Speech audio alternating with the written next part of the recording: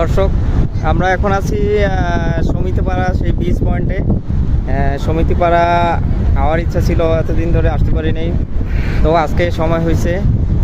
সমিতিপাড়ার যে স্থানটা, এই যে সমুদ্র সৈকতের পাশে দাঁড়ানো আছি, আপনাদেরকে দেখানোর চেষ্টা করতেছি। সাথে থাকুন, দেখতে থাকুন।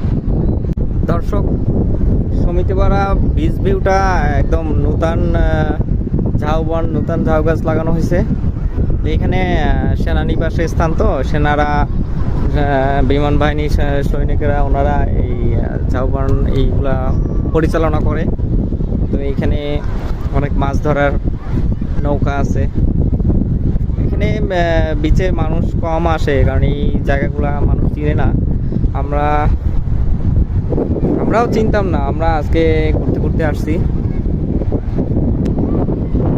এই বিচ পয়েন্টে। এই যে বাচ্চারা ফুটবল খেলতেছে মাঠে। এখানে বস্তি এলাকা, তো বস্তির মানুষ এখানে বসবাস করে, এদের কোনো স্থানীয় বসবাসের স্থান নাই। এই যে আমাদের সাথে দুইজন আছে, আমার দুইজন কাছের মানুষ, এরাও আসছে এখানে আমাদের সাথে। তো ওরা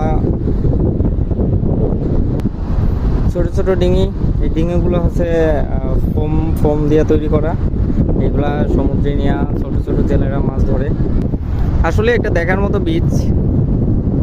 সমুদ্রের কোনো শেষ ঠিকানা নাই আসলে, যেটা যা মানুষ যা বলে। এই যে নূতন গাছগুলা উঠতেছে নূতনভাবে, নূতন পরিবেশ। এখানে সমুদ্রের জোয়ারের সময় যে পানিগুলো আসে, এই পানি ঢেউয়ে বাঁধগুলো ভেঙে যাচ্ছে, আস্তে আস্তে করে ভেঙে যাচ্ছে। তারপরও অনেক বাঁধ দেওয়া হয়েছে, তারপর অনেকগুলো ভেঙে গেছে। প্রথম একটা বাঁধ দিয়েছিল, ওই বাঁধটা ভেঙে গেছে। একটা না, 3-4টার মতো বাঁধ দেওয়া ছিল, তো এগুলো একটা একটা ভেঙে যাওয়ার পরে আবার এই লাস্ট একটা আছে, লাস্টে এটা আছে, এটা হলো লাস্ট একদম। জানি না আসলে বাঁধগুলো কতদিন টিকবে।